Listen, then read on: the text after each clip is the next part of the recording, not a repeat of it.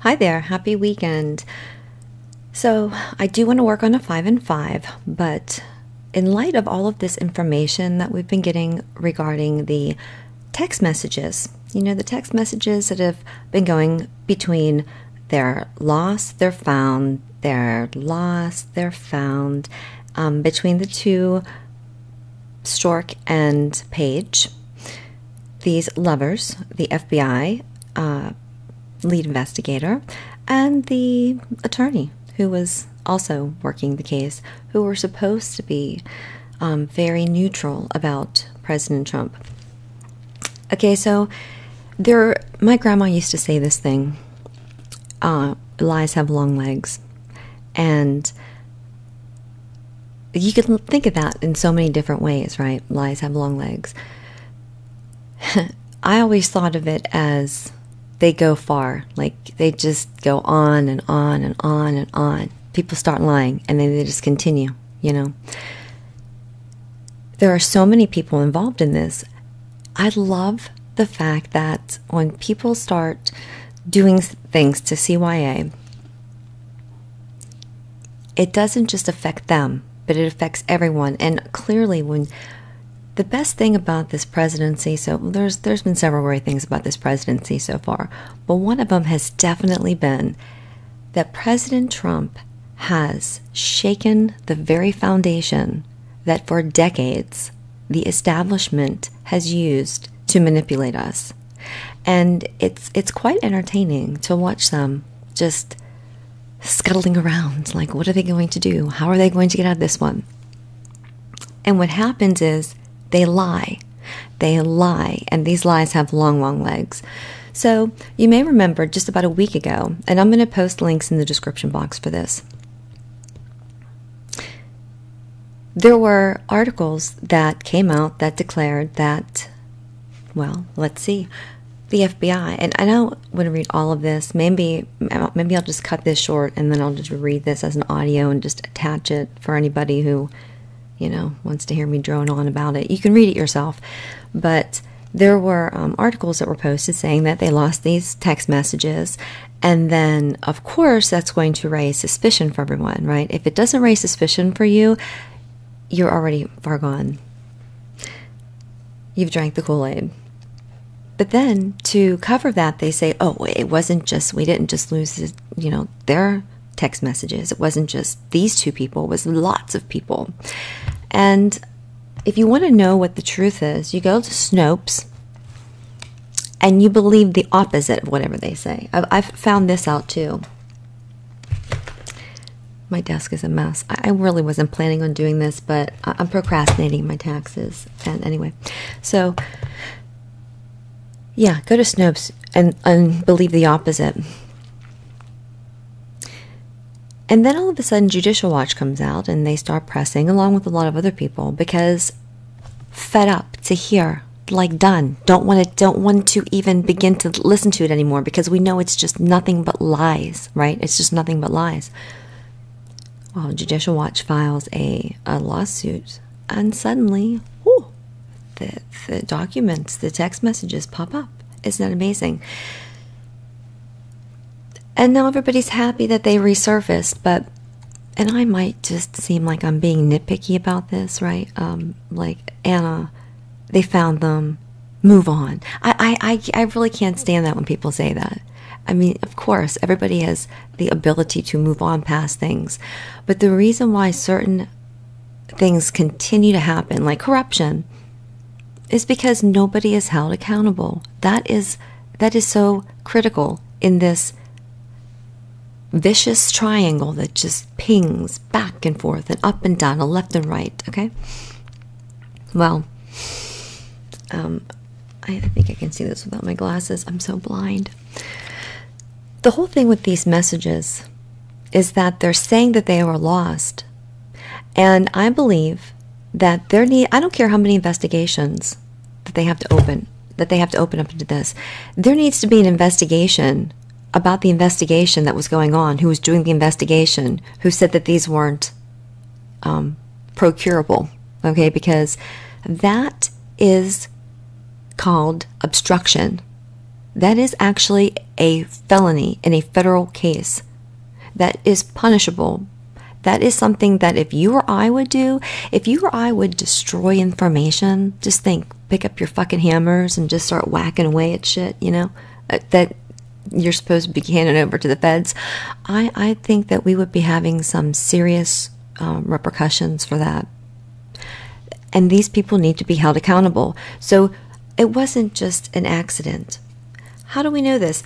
Or somebody's feet better be held to the fire and explain exactly how it was an accident, names and faces. I have a couple different things I want to put out there. Names and faces, California related, different story. But let's take a look. January the 23rd. And it's really, you have to follow these people. They switch. Sometimes you think, oh, he's a good guy. Then they're like, oh, no, he's not. Oh, he's a good guy. Oh, he's not. Yeah. It's the political ping pong. Political ping pong. So,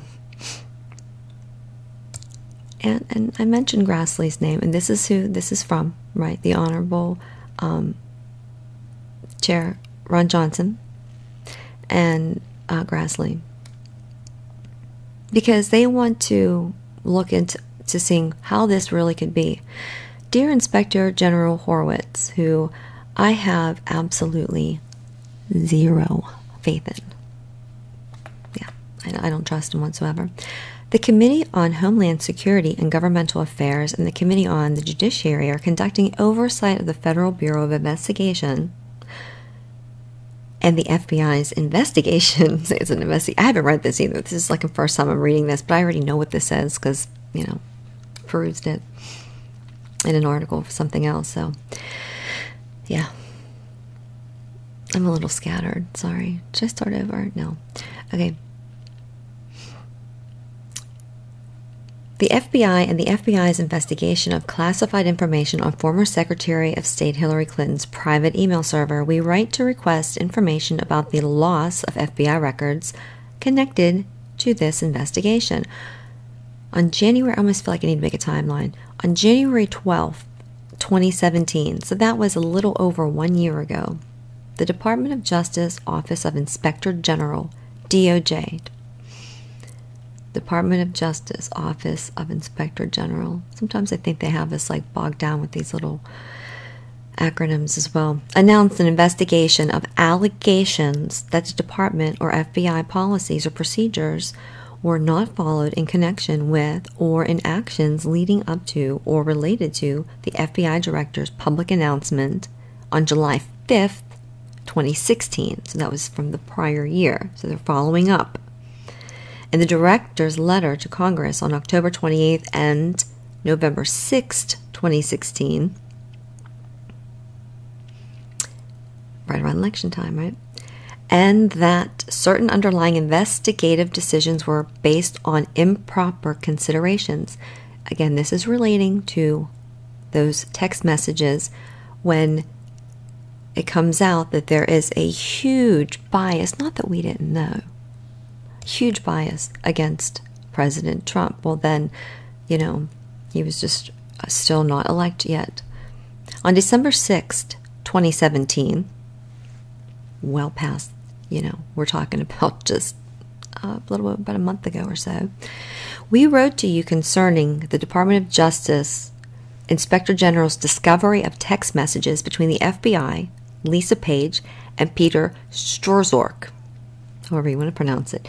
Your response dated December 13th, so they were, you know, very prompt, suggested that the DOJ Inspector General received all text messages between Ms. Page and Mr. Strzok from November 30th, 2016 to July 28th, 2017. And you wrote, and so because they have this information, calendar it. And this is what they wrote on, just right then, just on the 13th, right? In gathering evidence, so they just had it. In gathering evidence for the Inspector General's ongoing 2016 election review requested, consistent with standard practice, that the FBI produce text messages from the FBI-issued phones of certain FBI employees involved in the Clinton email investigation based on search terms we provided. After finding a number of politically oriented text messages between Page and Stork, the Inspector General sought from the FBI all text messages between Stork and Page from their FBI-issued phones through November 30th, 2016, which covered the entire period of the Clinton email server investigation. The FBI produced these text messages on July the 20th, 2017. So, July the 20th, 2017. Following our review of those text messages, the Inspector General expanded our request to the FBI to include all text messages between Stork and Page from November 30th, 2016 through the date of the document request. Okay, which was on January, I'm sorry, where did it go? July 20th, 2017. So the Inspector General received these additional messages on August 10th, 2017. So they've had these. They've had these. Even though it's like just breaking. The more you look into this, the more that matrix is going to just be right there. You'll be very skeptical, and you'll think everyone's lying, and it's because they are. On January the 19th, 2018, the Department of Justice produced to Congress 384 pages of text messages exchanged between Ms. Page and Mr. Stork. According to a cover letter accompanying the documents, the FBI did not preserve text messages between Ms. Page and Mr. Stork between approximately December the 14th, 2016, and May the 17th. So, we have prior information that just came out saying, yep, they have everything. But as of January 19th of this year, just like, last week, there was a letter saying that they didn't preserve those ones. And that's a very intriguing time frame, isn't it now? That would be right about when all of we're going to do whatever we need to do to impeach our democratically elected president comes up. The department wants to bring to your attention that the FBI technical system for retaining text messages sent and received on FBI mobile devices failed to preserve text messages for Mr. Stork and Ms. Page from December 14th, 2016 to approximately May 17th, 2017, which I think was when Mueller was appointed. Very convenient time frame. The FBI has informed the Department of Justice, opposite day, Dr. Seuss opposite day, that many FBI-provided Samsung Mobile 5 devices did not capture or store text messages due to misconfiguration issues related to rollouts, provisioning, and software upgrades that conflicted with the FBI's collection capabilities. The result was that data that should have been automatically collected and retained for long-term storage and retrieval was not collected. Rollouts. Yeah, we don't need to define that, because we all know what that is. Okay, these statements that the Department of Justice, the Inspector General, requested all text messages between Stork and Page from November 30th, 2016 to July 20th, 2017, received them on August the 10th, 2017. So they had them all. Now, either someone is grossly incompetent not to see that you are missing 5 months of your client's text messages, or they lied. They're obstructing justice. Which is it? And both of those come with ramifications. Not one single solitary red cent, not one dime, not one penny, not one quarter, not $1 should be paid to such an incompetent or criminal person that we're paying, by the way, that these people work for us, remember, okay? Wouldn't you fire this person if they were your employee? I would. You're done. Okay? So that can't just, now that we have the text messages back, everyone's like, okay, let's bygones be bygones. No. I am not of that mindset. No, this still needs to be followed up on. This doesn't just get dropped because we have the text messages now. Because this is criminal activity. This is like the foundation of the criminal activity that goes on all the time. And quite frankly, the fact that nobody's really even bothering about it is so bothersome to me. When I went through and I looked at Google 2-3 days ago, there's no updates. All it is talking about, text messages found. Like we're supposed to do fucking backflips and cartwheels because they fucking found the text messages. And everything's like, okay, all right, well, they didn't get away with that one. So no. Doesn't anybody else see how problematic that is? I mean, I find that to be so problematic. Gravely, hugely problematic. So, accordingly, to understand fully the scope of text messages in possession of the Department of Justice and Inspector General, we respectfully request that you please provide the following information and material.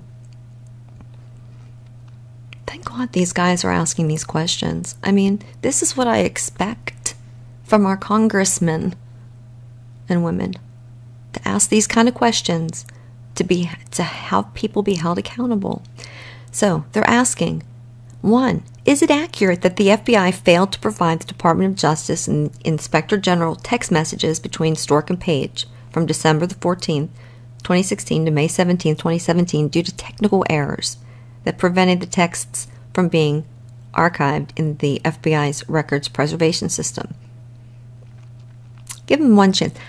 They could just, tell the truth now. Make it less painful at that point. But there are many more questions because you know what? They already know. They're going to be like, yeah, that's accurate. The FBI, obviously they have to say that it's accurate that they failed to provide them with all the text messages because now they said they didn't have them, right? So they couldn't have provided it for them before. You see, they couldn't have provided them the text messages if they didn't have them. Has the FBI also been able to provide texts from any other sources, such as physical phones, carriers, any sources? Has the Inspector General requested texts of other FBI personnel during the same time period? If so, has the FBI also been unable to produce texts of others as well? Chances are, with everything that they were trying to take President Trump down for, there were other people being spied on. On what date did the Inspector General request access to message for that time period from the FBI? Did the FBI notify the Inspector General of the missing text messages between Stork and Page? If so, what date? If not, how and on what date did the Inspector General discover that the messages were missing? I smell a big fat rat wearing the title of Inspector General, personally. Did the department, I'm sure you guys see why. Did the Department of Justice Office of Inspector General notify the Office of the Deputy Attorney General of the missing text messages between Stork and Page? If so, on what date? Please explain why the Department of Justice Inspector General did not notify Congress of the missing text messages. Yes, please. Please produce all communications between the Department of Justice, the Inspector General's Department of Justice, FBI referring or relating to the missing text messages. 3. The Attorney General said in a statement yesterday that your office was already undertaking a review of the circumstances. I'm glad they just don't use the word matter anymore, that led to the FBI's failure to preserve and provide texts to the Inspector General. On what date did that review begin, and what is the scope and methodology of that Inspector General review? I'd like to know that too.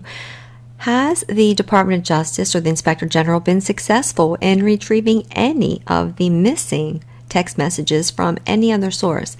See, I'm guessing that they're still dragging this out. They're still not providing all of the information. Just like we have to learn from history, just like in the Clinton case. And when people are like, oh, it's conspiracy, that one bitch, I don't even know, I forget her name, on CNN, when she was questioning Trey Gowdy. And I don't even want to get on the topic of Trey Gowdy and kind of like his disposition and how his stature, how he's going about this. To say and throwing out their conspiracy theorists. Do you believe? Do you accept? She's like questioning him like he is the criminal. Do you accept that that is what happened? That they are just missing? That you accept that? Or do you think of this conspiracy theorist? I should link that. Oh, that was just, yeah. It's not a conspiracy theory when you look at history and you project into a long line of history of corruption to know that you're in the same pattern. It's called not being an idiot, is really what it is.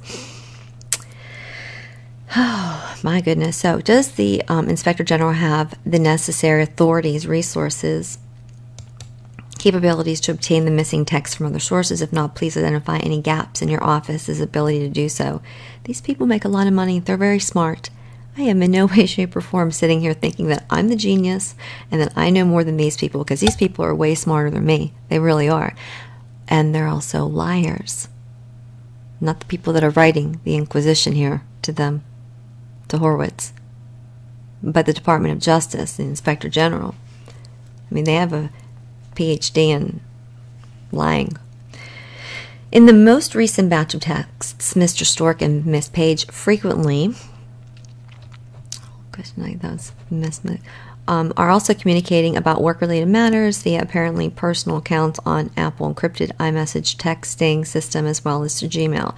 Does the Inspector General have the necessary authorities, resources, capabilities to obtain any federal records that may reside in those personal accounts? If not, please explain any gaps in your ability to do so. And I'm almost done. Has the Inspector General asked Mr. Stork or Miss Page to voluntarily provide any information from their personal accounts? If so, have they been cooperative?